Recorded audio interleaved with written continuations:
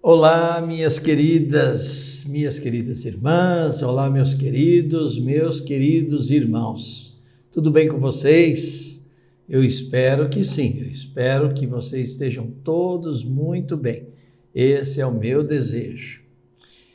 Pois bem, faz um tempinho que não nos vemos, não tem problema.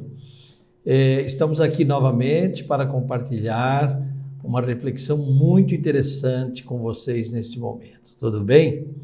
Nós estamos iniciando mais uma série de estudos e para que a gente possa juntos, refletir sobre esse tema que é bastante complexo, mas ao mesmo tempo de grande prazer, eu quero que você acompanhe bem aquilo que nós vamos comentar hoje e anote, faça as anotações necessárias que você julgar adequadas para que depois você possa fazer as leituras que eu vou recomendar pelo caminho. Tudo bem? Muito bem. Hoje nós falaremos da providência divina do Deus Criador. Providência divina do Deus Criador. Esse é o tema dos nossos 4 encontros a partir de agora. Tá bem? Nós teremos 4 títulos específicos, mas o tema é esse, providência divina do Deus Criador.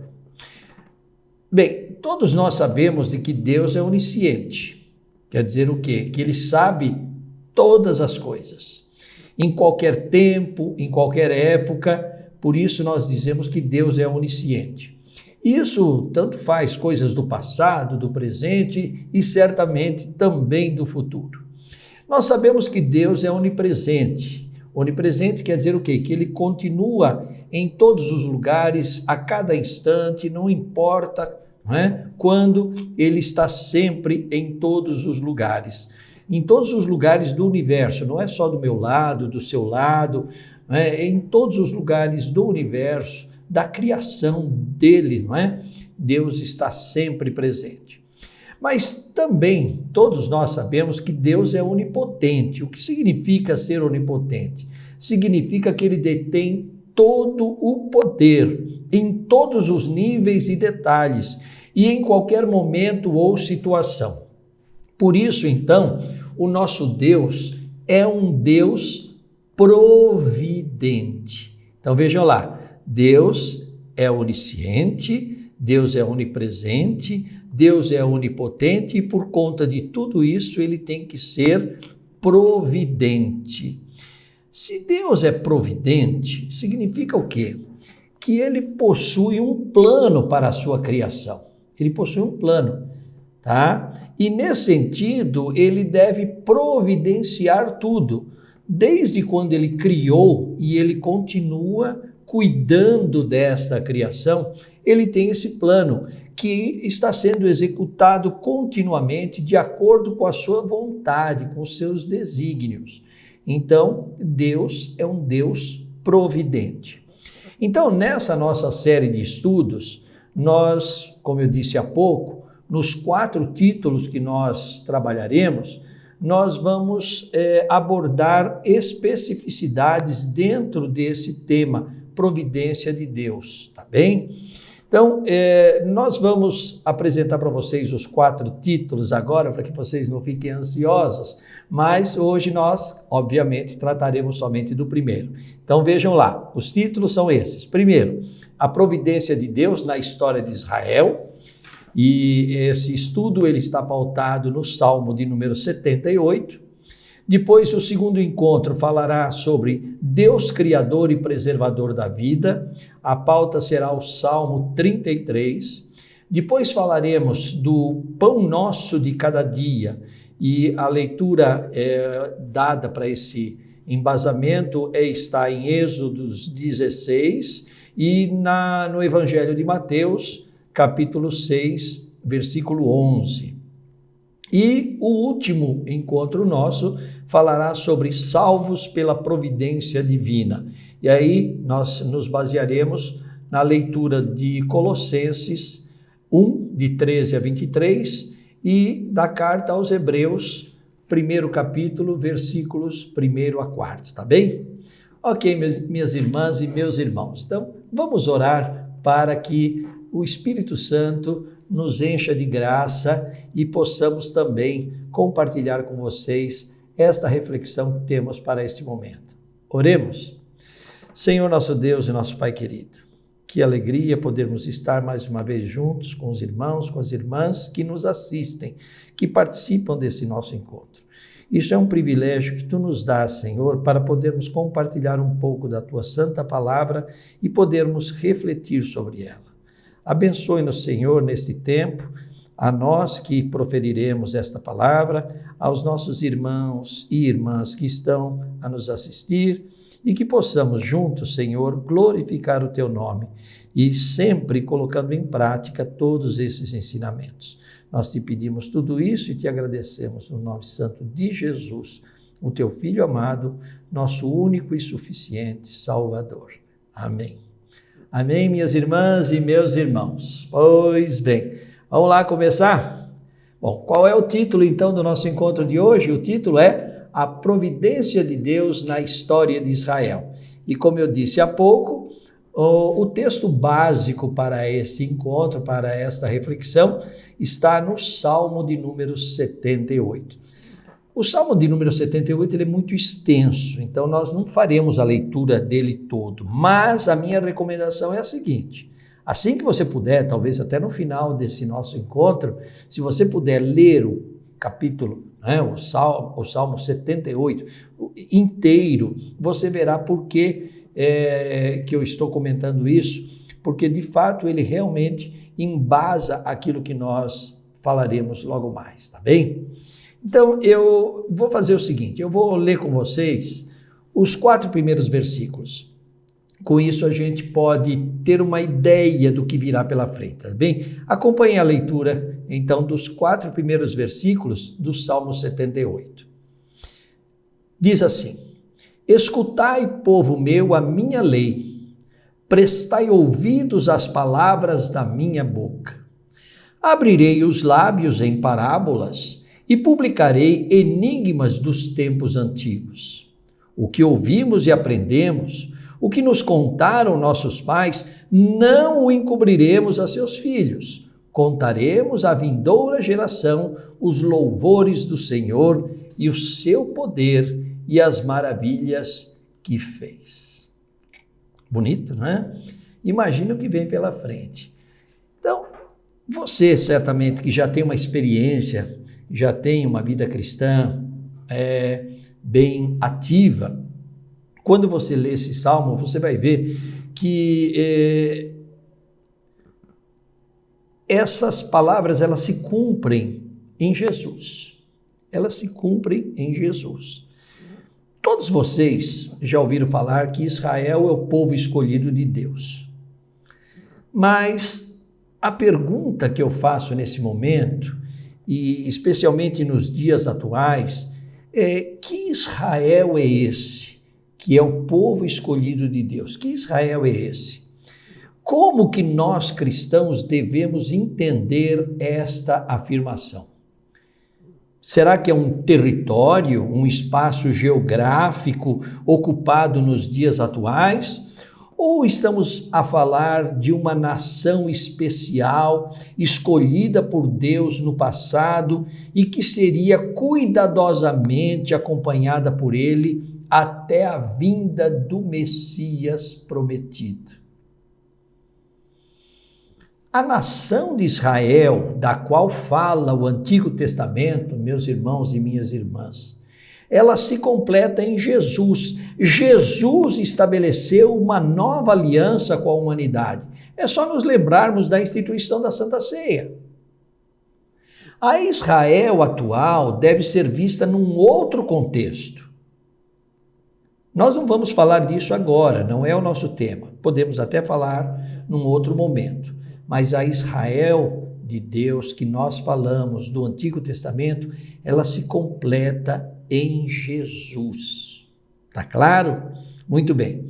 Nesse contexto é que nos encontraremos nesses 4 momentos distintos que eu falei com vocês. O primeiro é hoje e teremos mais 3 encontros, tá certo? Para falarmos e meditarmos um pouco sobre a providência divina do Deus Criador e agora especificamente com relação a Israel.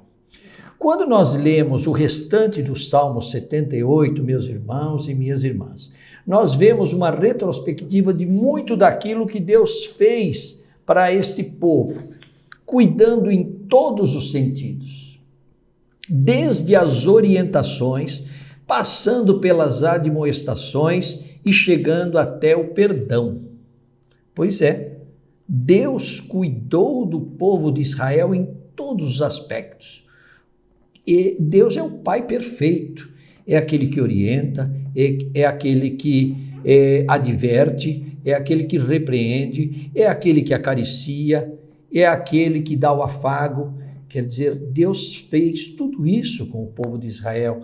Se nós lermos o Antigo Testamento, nós veremos realmente quão dócil foi Deus e paciente foi Deus para com o povo de Israel.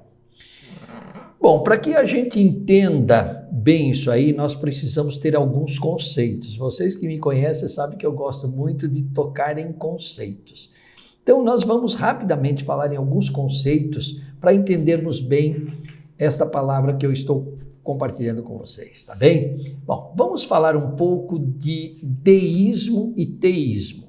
Vocês que conhecem um pouco das etimologias ou da etimologia de cada palavra, da origem de cada palavra, vocês já devem ter visto. Deísmo vem de deo, terminologia ismo, alguém que segue, deo do latim, Deus. Teísmo, alguém que segue, ismo novamente, teo é do grego, Deus. Ora, então, deísmo e teísmo deve ser o quê? Seguidores, aqueles que seguem a Deus. Sim, só que atualmente nós temos conceitos distintos para estas palavras. Então, embora elas possam parecer sinônimos, atualmente eu diria não são. São em termos de palavra, mas não em termos de conceito, tá bem? Então nós vamos falar um pouquinho de cada um desses conceitos. Vamos falar um pouco de deísmo. Os deístas, ou seja, aqueles que são adeptos do deísmo, eles creem que o universo foi criado por um Deus ou um ser superior, Alguns chamam de Deus, outros chamam de ser superior, outros chamam de arquiteto do universo, enfim, tem vários nomes. Mas qual é o detalhe em especial neste caso? É que essas pessoas acreditam que este ser superior criou o universo, mas parou por aí, criou e deixou a sorte. Deixou assim para que ele se conduzisse por si só e para que a própria criação se autogovernasse. Então, o ser humano teria autonomia para governar esta criação e não Deus. Então, para os deístas, um Deus criou tudo, mas não cuida deste tudo. O cuidador deste tudo é o próprio universo, particularmente o ser humano, que é dotado de capacidade especial. Então, nesse caso, Deus não é provedor, Deus não provê nada, Deus simplesmente criou. Então, e deixou o universo à própria sorte. Já os teístas, que são aqueles que são adeptos do teísmo, eles creem que Deus criou também o universo. Só que Deus, e não simplesmente um ser superior qualquer. Deus criou o universo, e não só o criou, como também o governa, como ele cuida, continua a cuidar. Portanto, quem governa o universo não é o ser humano, não é a criação, é o Criador. Então, Deus é que é o governo, ele está constantemente comandando este universo. Por isso, quando nós dizemos entre irmãos que a situação não está boa, segundo a nossa leitura, a gente fala, mas Deus está no comando. Isso é uma questão de fé, meus irmãos, tá bem? Então, nós temos aí a diferença entre deísmo e teísmo. Ora, nós também falamos em religiões. Hoje o conceito de religião é muito amplo, mas nós não vamos nos deter a isso também. E vamos lembrar das 3 religiões monoteístas: o cristianismo, o judaísmo e o islamismo. Para essas 3 religiões, nós temos teísmo, ou seja, os seguidores destas religiões entendem que Deus criou o universo e continua a cuidar. Portanto, Deus é um Deus providente, tá? E vocês que me conhecem também sabem disso. Para reforçar nossa doutrina cristã reformada e calvinista, eu gosto muito de citar alguns autores para nos ajudar a assimilar esses conceitos. E eu trago mais uma vez aqui um trecho das Institutas de Calvino, ou o título, que aparece na capa, A Instituição da Religião Cristã. No capítulo 16 do seu primeiro capítulo, João Calvino faz a seguinte afirmação. Ele enfatiza isso. Veja: por seu poder, Deus sustenta e mantém o mundo criado por ele, e por sua providência governa cada uma de suas partes. Forte, não é? Viram por que eu destaquei esse trecho da obra de Calvino? Então, como vemos nesse destaque de Calvino, ele mostra o quê? A onipotência de Deus e sua condição de cuidador, de providente, tá? Agora, eu pergunto para você, o que é que significa mesmo ser providente? Se você for buscar no dicionário da língua portuguesa, está escrito o seguinte: providência é a medida prévia com a finalidade de evitar uma ação futura que possa causar dano ou promover o mal. Vou repetir. Medida prévia com a finalidade de evitar uma ação futura que possa causar dano ou promover o mal. Nós que somos cuidadores, pais, mães, avô, avó, irmão, pastor, presbítero, diácono, não importa, qualquer liderança que você tenha, você é um cuidador, tá certo? E você sabe que na condição de cuidador, você faz o quê? Você está sempre atento para que não ocorram problemas, para que você esteja sempre atento e, se no caso de um eventual problema, logo você estará lá para acudir. Isso significa ser providente. Então, se providência é isso, aquele que provê, ou seja, o providente, numa linguagem bem popular, pode ser entendido como o quê? Como cuidador, como zelador, como curador, não é? E assim por diante. E é isso que Deus faz com o universo. Depois que ele criou o universo, ele não descuidou nenhum instante dele. Ao contrário, ele continua a cuidar. Por isso, nós dizemos que Deus é providente. E isto é providência de Deus. Agora, você com certeza já deve ter passado por essa experiência. Certas pessoas que não creem nessas afirmações, eles sempre nos indagam, né? E como que eu vou provar tudo isso? Prova para mim. Quem nos garante que tudo isso é verdade? Bom, aí, minhas queridas e meus queridos, providência divina é uma questão de fé. Eu não tenho como provar. Eu tenho como sentir, eu tenho como externar a minha expressão, a minha conduta, mas eu não tenho como provar. Cientificamente isso não se prova, isso é uma questão de fé. Vamos lembrar um pouquinho o que é fé, como é que a gente pode entender fé? Vamos lembrar aquela passagem no livro, na carta aos Hebreus, nos 3 primeiros versículos do capítulo 11. Vamos lembrar? O que é que diz lá o texto? Ora, a fé é a certeza das coisas que se esperam, a convicção de fatos que se não veem, porque pela fé os antigos obtiveram bom testemunho. Pela fé entendemos que foi o universo formado pela palavra de Deus, de maneira que o visível veio a existir das coisas que não aparecem. Tá claro? Então isso é fé, meus irmãos e minhas irmãs. Ou nós cremos pela fé que Deus criou o universo, continua a cuidar do universo, cuida de nós, ou então nós estamos aqui simplesmente gastando tempo. Nós temos que crer com convicção nisso. Então, como vemos, nós não somos crentes por acaso.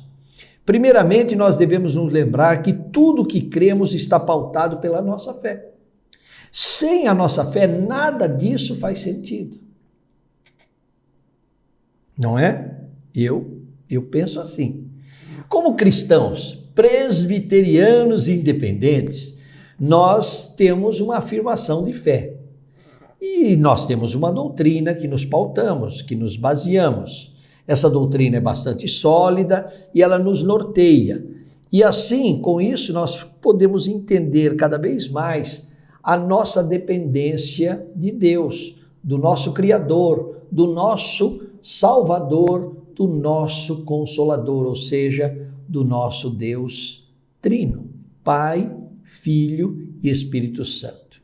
Então nós somos totalmente dependentes desta Santíssima Trindade e a Bíblia Sagrada é a nossa única regra de fé e prática. Por isso, para facilitar a nossa conduta como cristãos reformados, calvinistas e presbiterianos independentes, nós adotamos a Confissão de Fé de Westminster como uma confissão de fé que nós perseguimos, que nós acompanhamos. Particularmente, para esse título do nosso encontro de hoje, a Confissão de Fé de Westminster faz a seguinte menção, que eu quero ler com vocês. Está lá no 5º capítulo da Confissão. Diz o seguinte, o seu item 1. Pela sua muito sabedoria, pela sua muito sábia providência, segundo a sua infalível presciência e o livre e imutável conselho de sua própria vontade, Deus, o grande Criador de todas as coisas, para o louvor da glória de sua sabedoria, poder, justiça, bondade e misericórdia, sustenta, dirige, dispõe e governa todas as suas criaturas, todas as ações e todas as coisas, desde a maior até a menor. Continuemos. Posto que em relação à presciência e ao decreto de Deus, que é a causa primária, todas as coisas acontecem imutável e infalivelmente, contudo pela mesma providência. Deus ordena que elas sucedam conforme a natureza das causas secundárias necessárias, livre ou contingentemente. É demais, não é, meus irmãos? Para completar, eu acrescento aí o item 3. Na sua providência ordinária, Deus emprega meios, todavia, ele é livre para operar sem eles, sobre eles e contra eles, segundo o seu próprio arbítrio. Tá bem? Minhas queridas, eu passaria o tempo todo aqui com vocês falando sobre isso, mas temos que voltar para o nosso tema, né? Afinal de contas, nós estamos falando da providência de Deus na história de Israel. Eu dei uma noção geral do que é ser providente, das características desse Deus providente, mas vamos voltar para o título de hoje, que é a providência de Deus na história de Israel. Para que vocês tenham uma ideia mais ou menos do que eu estou a falar nesse momento, eu quero que vocês acompanhem esta linha do tempo que está aí para que vocês vejam. Nessa linha do tempo que está bem resumida, mas eu acho que é suficiente para a gente abordar o assunto, eu quero que você acompanhe. Veja, essa história é longa, né? Mas eu posso até pensar, né? Como deve ter sido todo aquele tempo, desde a criação até a promessa de Deus a Abraão. estudo maravilhoso que poderia ser feito, né? Poderá ser feito. Já existem muitas publicações a esse respeito. Se você tem interesse, vale a pena. É maravilhoso. Mas vamos lá, vamos pensar aqui a partir da promessa que Deus fez a Abraão e do nascimento de Isaque, o filho da promessa. Para vocês entenderem bem, vamos pegar assim 3 versículos do capítulo 12 do livro de Gênesis. O que é que Deus disse a Abraão? Lembram-se? Diz o seguinte a palavra do Senhor. Ora, disse o Senhor a Abraão, sai da tua terra, da tua parentela e da casa de teu pai e vai para a terra que te mostrarei. De ti farei uma grande nação e te abençoarei e te engrandecerei o nome. Sê tu uma bênção. Abençoarei os que te abençoarem e amaldiçoarei os que te amaldiçoarem. Em ti serão benditas todas as famílias da terra. Vocês perceberam que nessa promessa Deus já está colocando também que ele vai ser um cuidador deste povo? Ele vai abençoar os que abençoarem o povo. Amaldiçoar os que amaldiçoarem o povo. Isso significa ser cuidador, cuidadoso para com aquilo que ele está providenciando. Estão vendo, meus irmãos? Isso é providência em relação a este povo, a esta nação escolhida por Deus. Mas nem tudo foi simples, tão simples assim, não é? Nós temos que acompanhar porque vocês sabem, o ser humano tem lá suas características, suas dificuldades. Nós somos limitados, somos falhos. Só Deus é perfeito. Por isso que nesse contexto eu entendo que é interessante destacar que, embora Deus tenha feito essa promessa a Abraão, e ele cumpriu, porque vocês se lembram, Sara era uma mulher de idade avançada, ela já não podia, gerar filhos, aliás, ela não gerou nenhum filho até então, mas mesmo assim ela engravidou e deu à luz Isaque. Isso é o quê? Isso é o resultado, é o cumprimento da promessa de Deus, o cumprimento da promessa que Deus fez a Abraão. Nós podemos ver também lá no livro de Gênesis, no capítulo 22, nos 2 primeiros versículos, a clareza dessa passagem, dessa etapa da vida do povo de Israel. Diz o seguinte: depois dessas coisas, pôs Deus Abraão à prova e lhe disse: Abraão, esse lhe respondeu: eis-me aqui. Acrescentou Deus: toma teu filho, teu único filho, Isaque, a quem amas, e vai-te à terra de Moriá. Oferece-o ali em holocausto sobre um dos montes, que eu te mostrarei.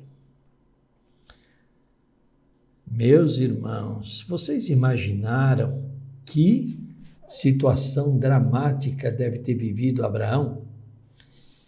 Eu imagino isso, né? Até parece estranho, eu imagino, né? Deus não fez uma promessa, não cumpriu a promessa, agora ele pede para que o pai leve o filho e o imole num holocausto.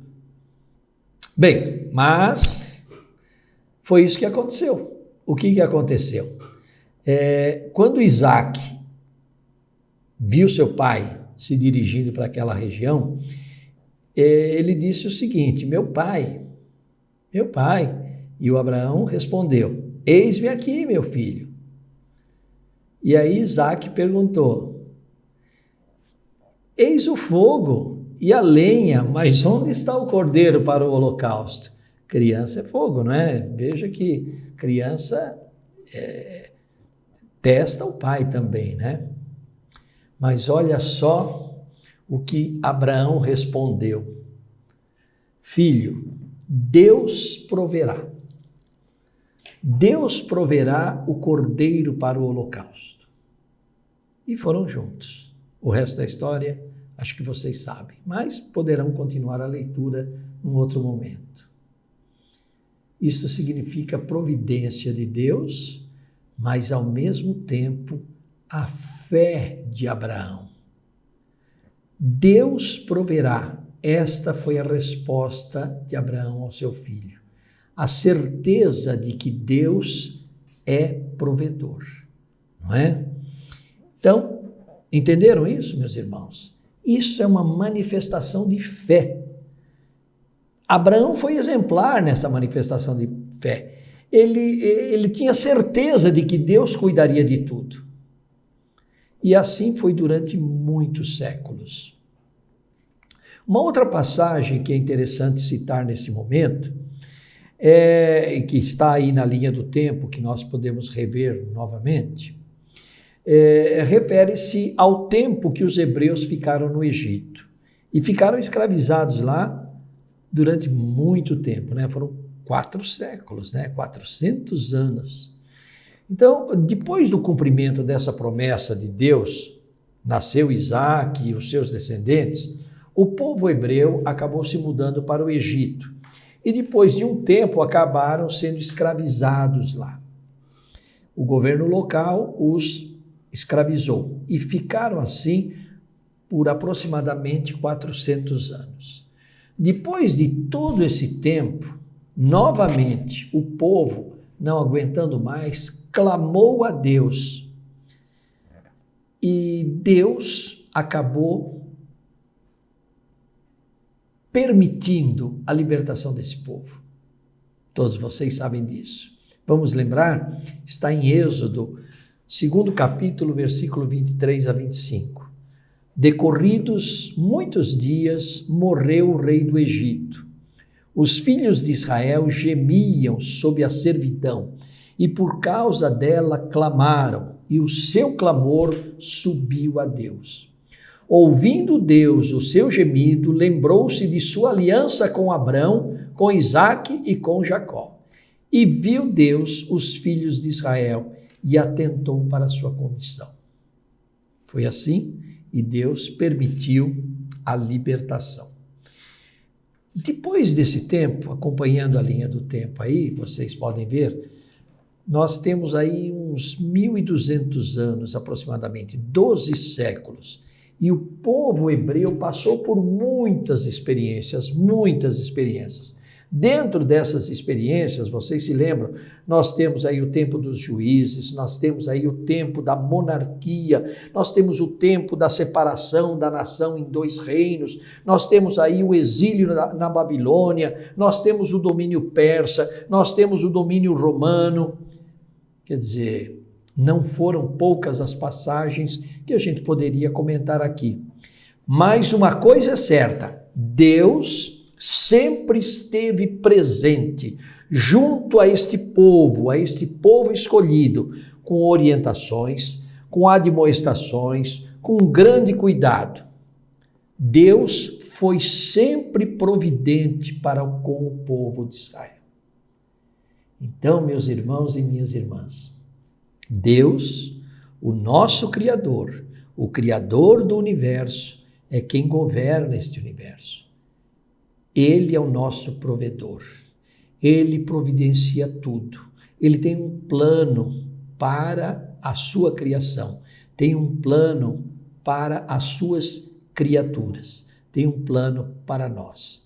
Tem um plano para o povo de Deus espalhado em toda a terra. Foi assim com o povo de Israel. Muito cuidado. Milhares e milhares de anos. Nós acompanhamos durante toda a leitura do Antigo Testamento, não é? Quantas experiências este povo teve. E Deus nunca os desamparou. Foi severo, foi rígido, mas foi carinhoso, foi caridoso, foi amoroso. Ele é o Deus provedor. Deus cuidou do povo de Israel. E nós vemos que a Israel de Deus se cumpre em Jesus, dos quais nós somos herdeiros, escolhidos por Ele para a glória do Senhor. Amém? Gostaram, minhas queridas, meus queridos? Se gostaram, continuemos. Brevemente teremos o segundo encontro, tá bem? Não se esqueçam, refaçam as leituras que nós fizemos aqui, completem a leitura do Salmo 78 e que Deus nos abençoe, que Deus os abençoe. Um forte abraço, um beijo a cada uma e a cada um.